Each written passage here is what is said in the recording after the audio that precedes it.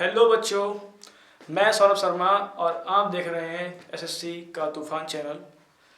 मैं आज आपके लिए फिर केमिस्ट्री वीडियो लेकर आया हूँ। लास्ट टाइम जो मैंने आपको वीडियो दी थी वो दी थी रासायनिक अभिक्रियाओं और उसके प्रकार के ऊपर। वो पार्ट काफ़ी लंबा था तो इसलिए मैंने इसे जो है 2 पार्ट में कन्वर्ट किया था, मतलब रखा था। मैंने कुछ पार्ट आपको उस दिन समझाया था और कुछ पार्ट बचा हुआ मैं आज समझाऊँगा, और मे भी शायद आज भी कंप्लीट नहीं हो पाएगा, तो बचा हुआ पार्ट हम किसी और वीडियो में लेंगे। ठीक है, इसके 3 पार्ट हो जाएंगे।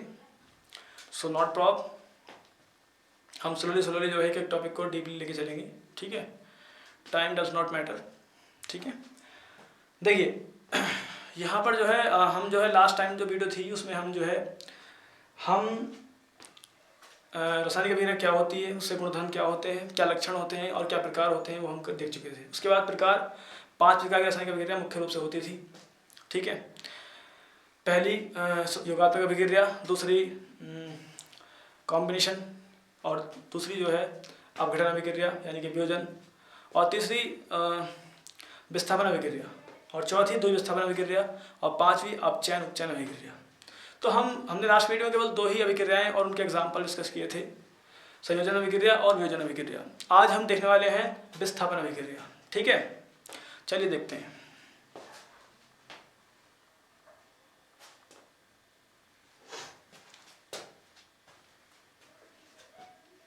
टॉपिक हमारा है बच्चों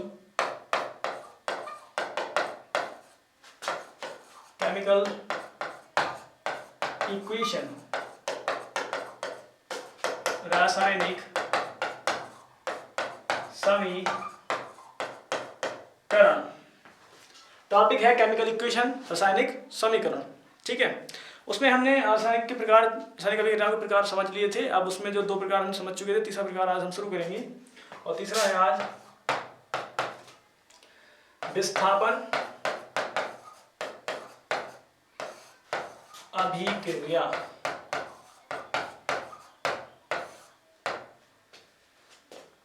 इंग्लिश में डिस्प्लेसमेंट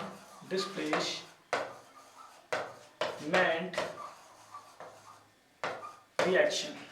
ठीक है, विस्थापन अभिक्रिया, डिस्प्लेसमेंट रिएक्शन। तो क्या होता है इस अभिक्रिया में? देखिए, जब अत्यधिक या अधिक अभिक्रियाशील पदार्थ,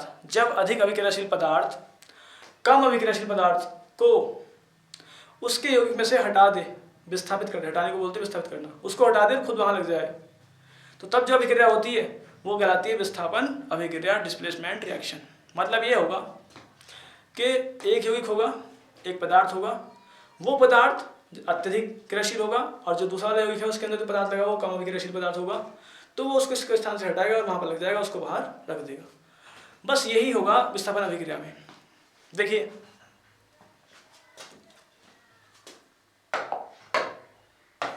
जब अधिक अभिक्रियाशील पदार्थ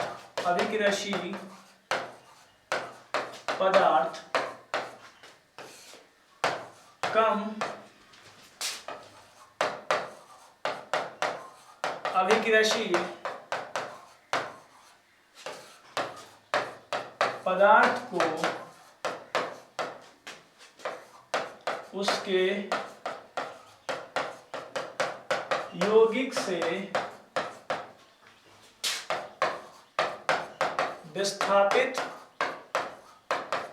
मतलब हटाना कर दे, तो अभिक्रिया विस्थापन अभिक्रिया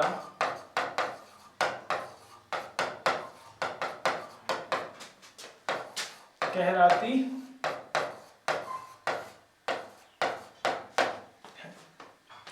ठीक है बच्चों, जब अधिक अभिक्रियाशील पदार्थ कम अभिक्रियाशील पदार्थ को उसके यौगिक में से विस्थापित कर दे, उसके यौगिक से उसको हटा दे, ठीक है, विस्थापित कर दे या स्थानांतरित कर दे, तो अभिक्रिया विस्थापन अभिक्रिया कहलाती है। एग्जाम्पल देखिए, पहले आप पैटर्न देखिए। अगर मान लीजिए ए है और प्लस क्या है, कोई BC है, तो ए पदार्थ ज्यादा अभिक्रियाशील है, हम मान लेते हैं थोड़ी देर के लिए, और बी क्या है, कम अभिक्रियाशील है। तो ये इसको हटा देगा और खुद यहाँ पर लग जाएगा। तो अभिक्रिया के दौरान हमें मिलेगा AC और प्लस B। कम अभिक्रियाशील पदार्थ को उसके योग से हटा के अलग कर दिया। ऐसी अभिक्रिया कहलाती है विस्थापन अभिक्रिया। एग्जाम्पल लेते हैं।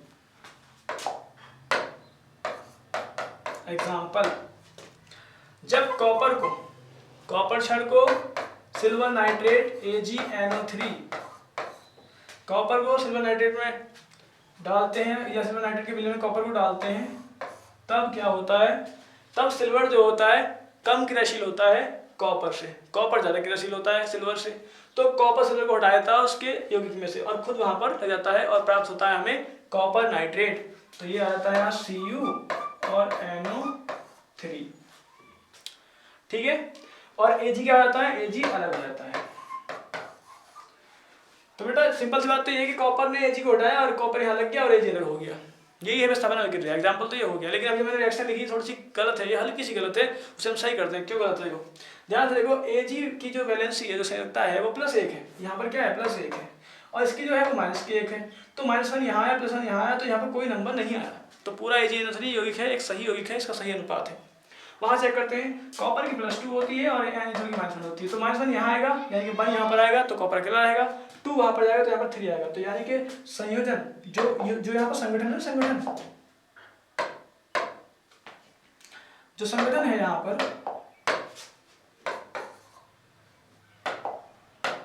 ये उसमें यहाँ पर ट्वाइस और आएगा। क्या आएगा, ट्वाइस। संगठन यहाँ पर गलत था, संगठन आपको हर बार चेक करना है। हालांकि ये कैसे हुआ, ये क्या बैलेंसी होती है, क्या आयन वगैरह होते हैं, ये सब मैं किसी और वीडियो में आपको समझाऊंगा, शुरू से समझाऊंगा सारी बात। कैसे हम फॉर्मूले याद रखें, कैसे हम आयनों को जोड़ के फॉर्मूले को बनाएं, उनके नाम याद रखें, ठीक है। और इन नाम से उनको कैसे लिख पाए, है ना, कि बड़ा मुश्किल होता है ABCD को कैसे याद रखना, है ना। देखने में तो लुक लाइक ABCD ही है, लेकिन ये बस नोटेशन है। क्या है, नोटेशन। केमिकल सब्सटेंस के क्या है, नोटेशन है बस केवल, है ना। रासायनिक पदार्थों के क्या है, प्रतीक है। तो सिल्वर नाइट्रेट AgNO3 होता है और कॉपर नाइट्रेट CuNO3 होता है। यहाँ पर ट्वाइस क्यों आया, क्योंकि +2 इसकी वैलेंसी होती है, वो यहाँ पर आ गई है, जबकि इसकी +1 होती है, तो इसलिए यहाँ पर आई है। तो ये सेम AgNO3 ही रहा, ठीक है। चलिए ये बात अलग है, टॉपिक जो हमारा है उसके हिसाब से विस्थापन अभिक्रिया समझनी थी, वो हम समझ चुके हैं। अब यहाँ बैलेंसिंग क्या हो जाती है कि क्या रिएक्शन बैलेंस है, तो ये अनबैलेंस है, कोई दिक्कत नहीं है। एग्जाम्पल में आप अनबैलेंस रिएक्शन दे सकते हैं, लेकिन आपको बैलेंस करना भी आना चाहिए। तो चलिए करते हैं। कॉपर 1 है, ठीक है, बैलेंस है। NO3 कितना है, 2 है, यहाँ पर कितना है, 1, तो यहाँ पर 2 लगा दीजिए, ठीक है। 2 लगा के NO3 2 हो गया, लेकिन Ag क्या हो गया, 2 हो गया, तो इसको भी क्या लगा, 2 लगा दीजिए। अब बैलेंस है, हाँ बिल्कुल बैलेंस है। तो इट इज बैलेंस नाउ। तो ये रिएक्शन एग्जाम्पल हो गया। एग्जाम्पल 2 तो हो गया एक एग्जाम्पल और लेते हैं। जिंक प्लस, हम लेते हैं जिंक लेते हैं बच्चों, और लेते हैं हम कॉपर सल्फेट। हम जिंक और कॉपर सल्फेट लेंगे, जैसे रिएक्शन ये वाली है वैसे ही जिंक और कॉपर सल्फेट की रिएक्शन है। तो जिंक धातु है और कॉपर सल्फेट CuSO4। जिंक धातु को जब कॉपर सल्फेट के विलयन में डालते हैं, पट्टी होती है इसकी एक रॉड वगैरह सी, अगर वो हम कॉपर सल्फेट के विलयन में डालते हैं तो इसका रंग पहले कुछ और होता है और बाद में कुछ और हो जाता है, रंग चेंज हो जाता है इसका, और हमें जो है जिंक सल्फेट बनता है, उसकी वजह से रंग चेंज होता है। और कॉपर क्या होता है, अलग होता है। क्योंकि अगर हम देखें तो यहाँ पर जो जिंक है वो ज़्यादा अभिक्रियाशील है कॉपर से, कॉपर कम क्रियाशील है, तो कॉपर को हटा देगा जिंक, और जिंक यहाँ पर लग जाएगा, कॉपर को कर देगा अलग। तो रिएक्शन कुछ ऐसी होगी कि जिंक ZnSO4 और प्लस कॉपर को अलग कर देंगे, ठीक है, सही। चलिए गर्मी तो बहुत है, देखिए अब आगे देखते हैं। जिंक धातु को जब कॉपर सल्फेट के विलयन में डालते हैं तो क्या हो जाता है, कॉपर सल्फेट के विलयन में जो कॉपर है वो कम क्रियाशील है और जिंक धातु ज़्यादा क्रियाशील है, तो वो उसको उसके यौगिक से हटा देती है और वहाँ पर लगकर जिंक सल्फेट देती है, जिससे जो है कलर चेंज हो जाता है और कॉपर अलग हो जाता है, ठीक है। तो ये होगी रिएक्शन। अब जैसे यहाँ पर मैंने जो है एक संगठन देखा था, तो यहाँ पर 2 लगाया मैंने, तो क्या यहाँ पर देखना चाहिए मुझे, बिल्कुल देखना चाहिए, लेकिन यहाँ ऑलमोस्ट अपने आप ही सही है, हमें कुछ करने की जरूरत नहीं है, क्योंकि इसकी +2 होती है और +2 इसकी -2 होती है, 2 से 2 कैंसिल, कोई नंबर यहाँ पर नीचे नहीं आएगा, वो यहाँ पर है +2 और -2, तो ये बिल्कुल क्लियर है और अपने आप ही बैलेंस भी है, हमें इसमें कुछ नहीं करना, ठीक है। चलिए ये एग्जाम्पल हो गया इसका, तो इसे आप उतारिए। और हाँ एक बात और खास यहाँ पर कि अब मैंने कहा कि जिंक जो है ज़्यादा क्रियाशील है और Cu कॉपर कम क्रियाशील है, और साथ ही साथ कॉपर यहाँ पर ज़्यादा क्रियाशील है, उसके कंपेयर में यहाँ पर Ag कम क्रियाशील है। तो कैसे पहचानेंगे हम कि कौन कम क्रियाशील है कौन ज़्यादा क्रियाशील है, तो उसके लिए हमें एक श्रेणी याद होती है। वैसे तो जो है जो पूरी हमारी श्रेणी है, आवर्त सारणी जो है हमारी पूरी आवर्त सारणी में बहुत सारे तत्व रखे हुए हैं, बहुत सारी धातुएं हैं वहाँ पर। सबका अपना अपना क्रम है, कौन ज़्यादा क्रियाशील है, कोई कम क्रियाशील है। लेकिन कुछ मुख्य जो होती है, जो कि हमें जो है एग्जाम्पल देने में सहायक होती हैं, ज़्यादा यूज़फुल होती हैं, हम ज़्यादा यूज़ करते हैं, प्रयोग करते हैं केमिकल लैंग्वेज को बोलते समय या फिर परिभाषा याद रखते हुए एग्जाम में लिखने के लिए, ठीक है। तो उन समय जो ज़्यादा मोस्टली यूज होने वाली है, उनका एक पैटर्न बना हुआ है, क्रम बना हुआ है, उसको बोलते हैं सक्रियता श्रेणी। सक्रियता श्रेणी, एक्टिविटी सीरीज, ठीक है। तो सक्रियता श्रेणी हमें याद करनी पड़ेगी, उसमें एक क्रम दे रखा है कुछ मुख्य धातुओं का कि कौन ज़्यादा क्रियाशील है, कौन कम क्रियाशील है। अगर वो हमें याद हो जाएगी तो हमें बहुत सारी धातु याद हो सकती है, कौन ज़्यादा क्रियाशील है, कौन कम क्रियाशील है। मुझे भी ऐसी पता है कि ये वाला ज़्यादा क्रियाशील क्यों है, ये वाली कम क्रियाशील, क्योंकि मुझे सक्रियता श्रेणी पता है, वो आपको पता होनी चाहिए। तो चलिए पहले से आप नोट कर लीजिए, और उसके बाद हम जो सक्रियता श्रेणी पर ही बातें करते हैं, उसके बाद अगली बात बाद में करेंगे। ओके, चलिए नोट करिए इसको।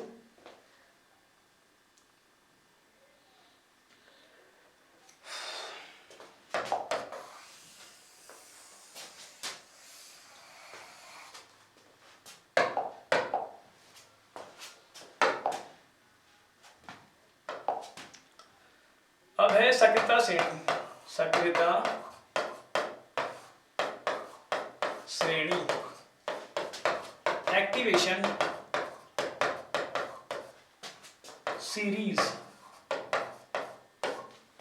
सक्रियता श्रेणी एक्टिवेशन सीरीज पढ़ेंगे हम पहले, क्योंकि जो हमने अभी पढ़ा विस्थापन अभिक्रिया, उसमें तो हमें आवश्यकता है ही, और साथ ही साथ जो है हमें अगला जो हम टॉपिक पढ़ने वाले हैं, अगला जो हम पार्ट पढ़ने वाले हैं रिएक्शन का, वो है द्विविस्थापन अभिक्रिया, डबल डिस्प्लेसमेंट रिएक्शन।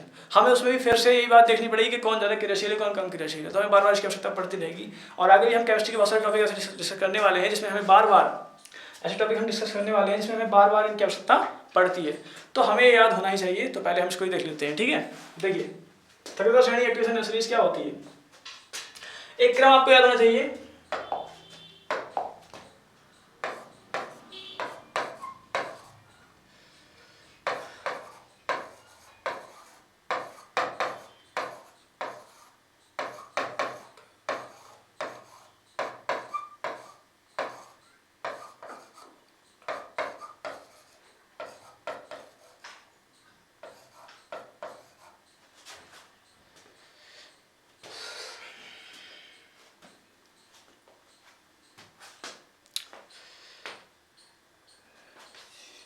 देखिए, थोड़ा सा मैं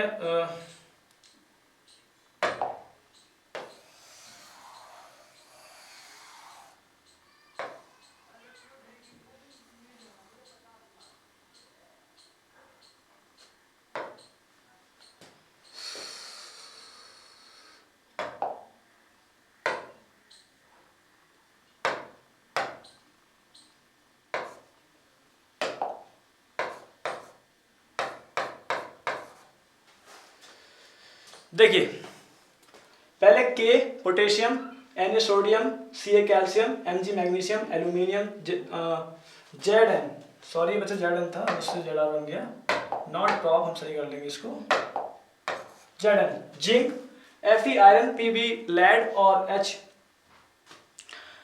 H जो है हाइड्रोजन, और फिर Cu कॉपर, और Hg मरकरी, और Ag सिल्वर, और Au सोना गोल्ड। ठीक है, क्या नाम बताऊंगा, ये है अपना sodium, not sodium, potassium,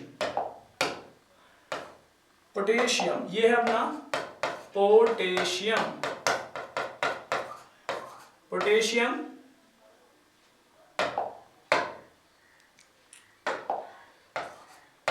potassium, sodium, calcium, magnesium,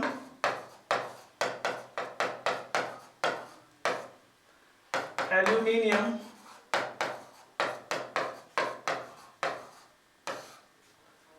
zinc, iron, lead, कुछ लीड भी बोलते हैं इसको, हाइड्रोजन, कॉपर, मरकरी,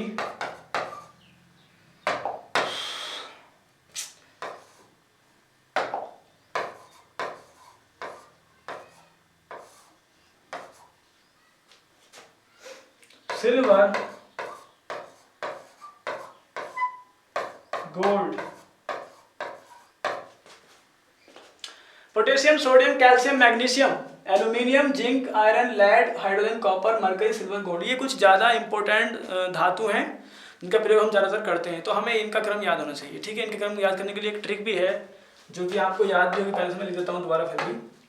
K4 हम लिखते हैं केदार, केदार, N4 नाथ, और K4 का, और Mg4 माली,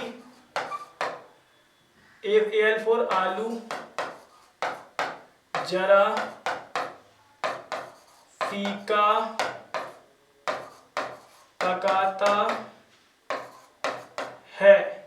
अब यह शुरू हो जाता है हाई कोर्ट होगा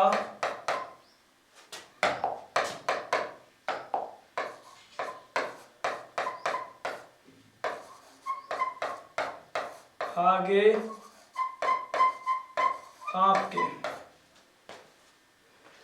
देखिए, केदारनाथ का माली, आलू जरा फीका पकाता है, और है से शुरू हो जाएगी अगली वाली सीरीज, हाई कोर्ट होगा आगे आपके। तो अगर आप ये पैटर्न याद कर लेंगे तो आपको इजीली याद रह पाएगी।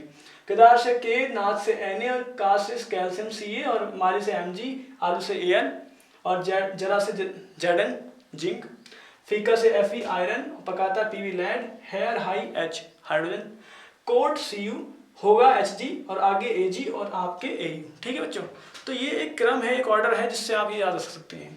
सक्रियता श्रेणी है, इसमें जो सबसे ऊपर रखी धातु है वो सबसे ज्यादा सक्रियशील है सॉरी जो धातु सबसे ऊपर रखी हुई है वो सबसे ज्यादा क्रियाशील है, और उससे कंपेयर सबसे नीचे जो रखी हुई है वो सबसे कम क्रियाशील है।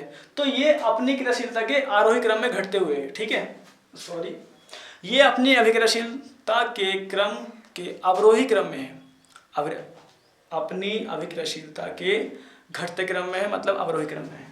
मैं यहाँ पर लिख भी देता हूँ, अवरोही क्रम,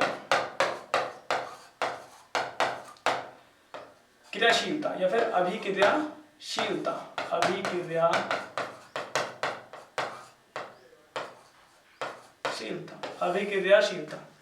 अभिक्रियाशीलता आरोही क्रम में नीचे की ओर घटती हुई है अवरोही क्रम में। ये सबसे ज्यादा अभिक्रियाशीलता रखती है, ये कम, ये कम, ये कम, ये कम, ये, और सबसे नीचे ज्यादा बहुत कम। सबसे ऊपर वाली धातुएं सबसे ज्यादा क्रियाशील हैं, और उसी के नीचे फिर क्रम घटता जाता है अभिक्रियाशीलता का धीरे धीरे। तो अगर हम कंपेयर करें किन दो को, सपोज हम कंपेयर कर रहे हैं, मैं इसको कर रहा हूं एक तो के को और एक जरा को।